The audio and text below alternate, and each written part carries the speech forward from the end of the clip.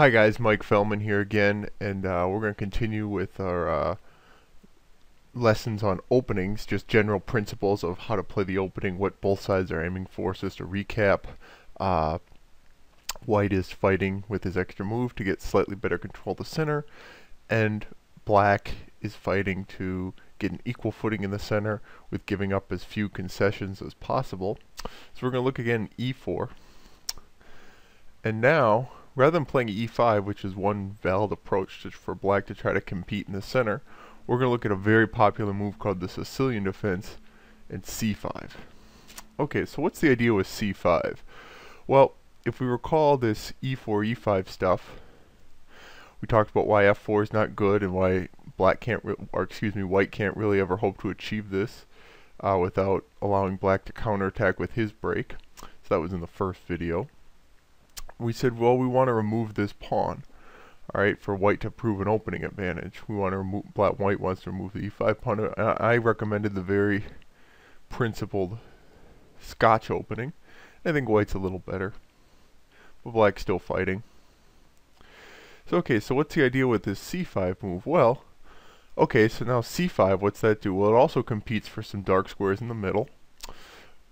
Disadvantage is it doesn't open up development for this bishop, so black's going to need more time to get developed. However, the big advantage is now for white to remove this pawn.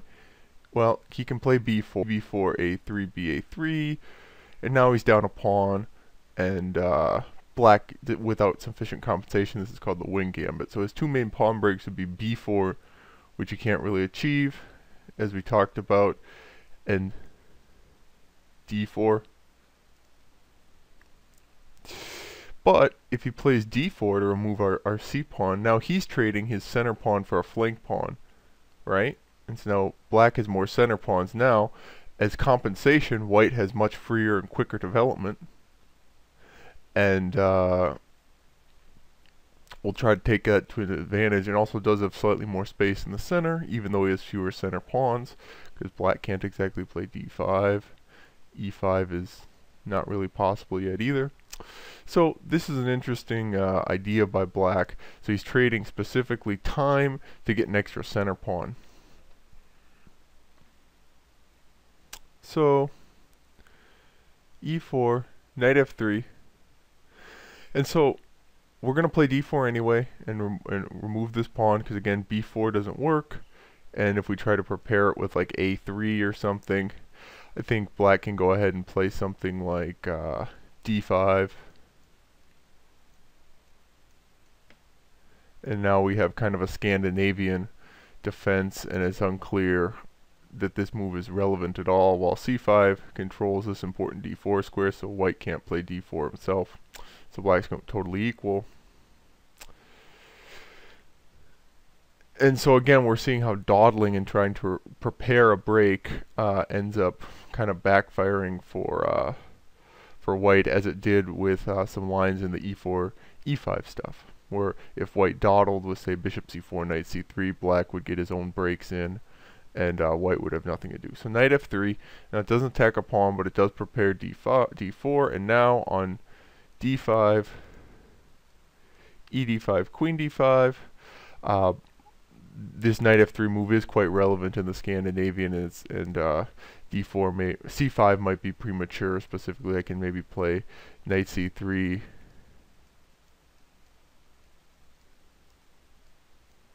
and I have a very nice lead in development with white in a nice game.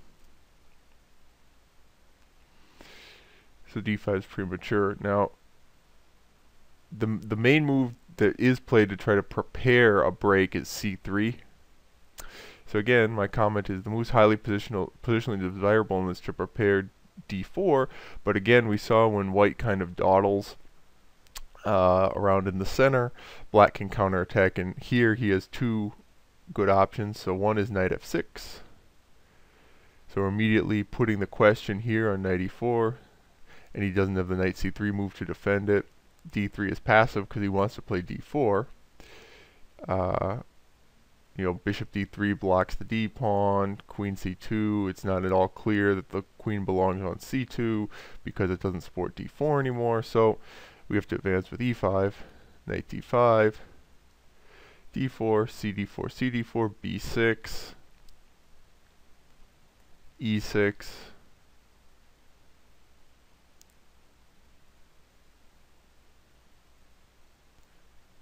d6, and we're just chipping away at the black center.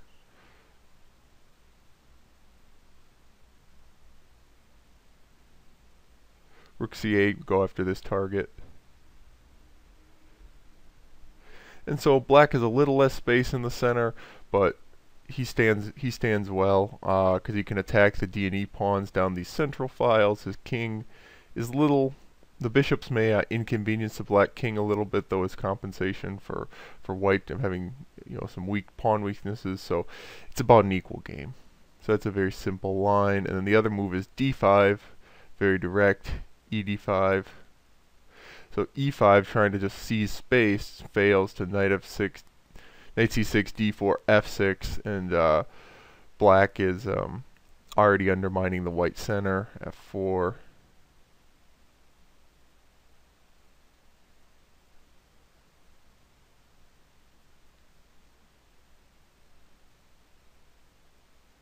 Knight f5.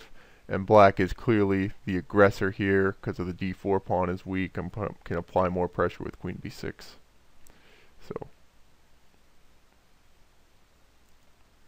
So queen d5, ed5, queen d5, d4, knight c6, knight f3. And in this position, black has done satisfactorily with bishop g4, with knight f6. And so black's doing fine here. And again, the queen's kind of hard to get out of the center because his c3 move has blocked the c3 square for the knight. So the queen's actually kind of sitting pretty on d5 for the moment. Oops.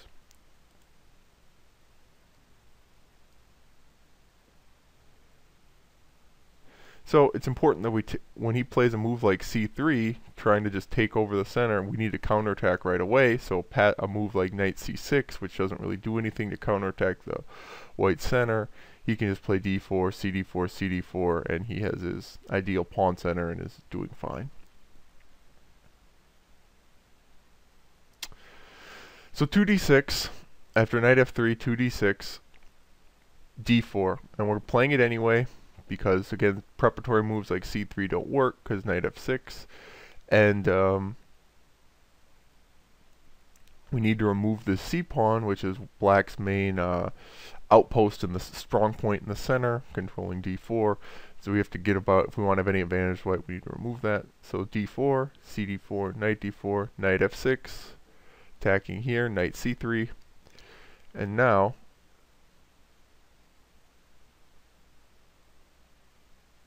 a6. And how can, so my first comment was, all right, so white is simply forces black to exchange with d4.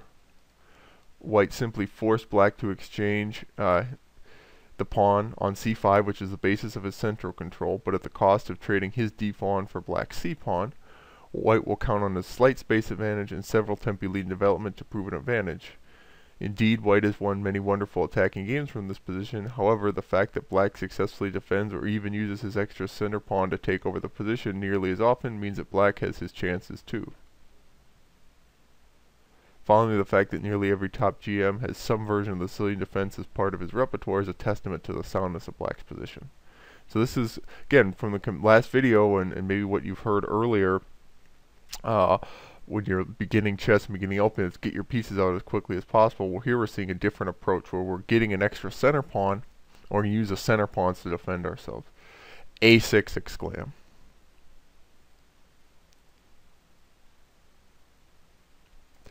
So, how could this possibly go? Removing a rook pawn on the 5th move before developing another piece, and we're behind in development. But it's actually a highly sophisticated waiting move. And so we're going to deploy our center pawns depending on how white deploys his pieces. So in most openings where the center is defined early, both sides know where to put their pieces. Unfortunately here, black has this choice. He can put this pawn on e6, or he can put it on e5, and depending on what white does, that's how we're going to deploy our pieces. So let's say he tries bishop c4, alright? e6. So we blunt this bishop. So unlike the e4, e5 stuff, if the bishop ever comes this diagonal, it has maybe some attacking chances along the a2, g8 diagonal. Here we simply play e6, blunt the bishop. Knight bd7, castles, knight c5, f4. The only real way to prove an attack.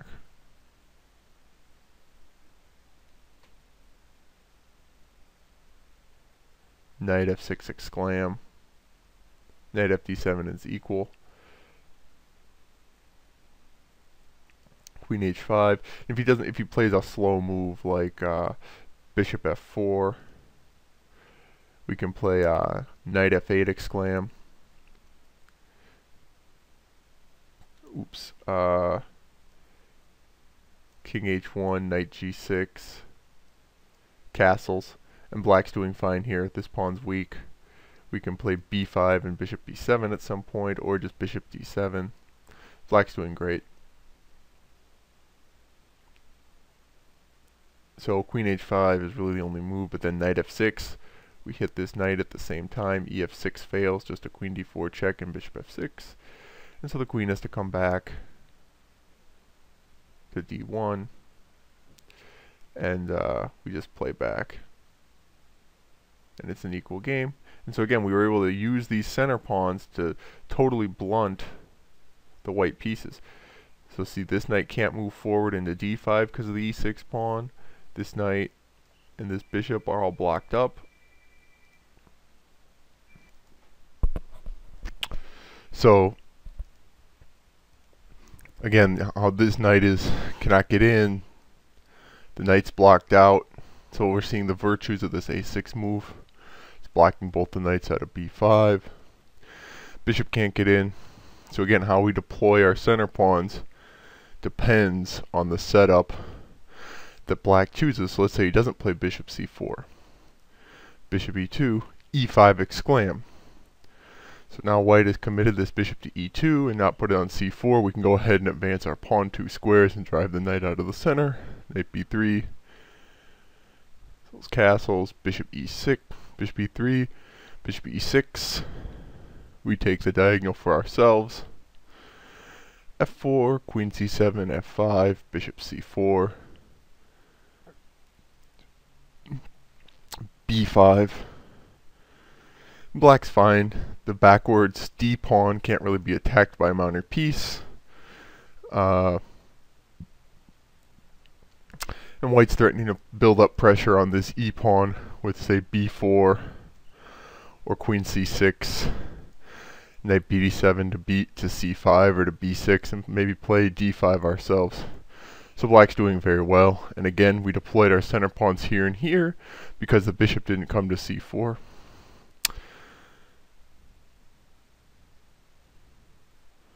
So after a move like bishop g5, we also play e6, because bishop g5, the whole idea of it is to control this d5 square. So after like e5, the bishop can take on f6 maybe, and we can maybe post up a piece here.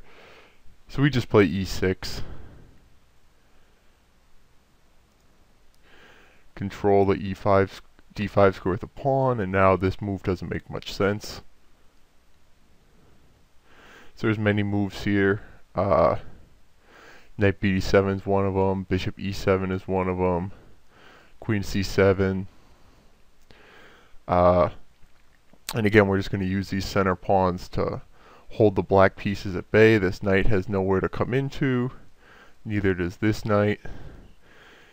If the bishop can really only active square, it can come to his c4, but again, it just runs into this pawn.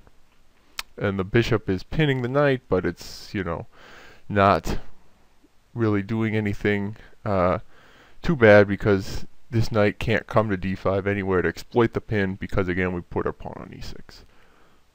So that's just a simple primer on how the Sicilian defense works, and how black gets away with delaying his development is he gets to post up his center pawns depending on how black deploys his pieces. So, Mike Fellman signing off.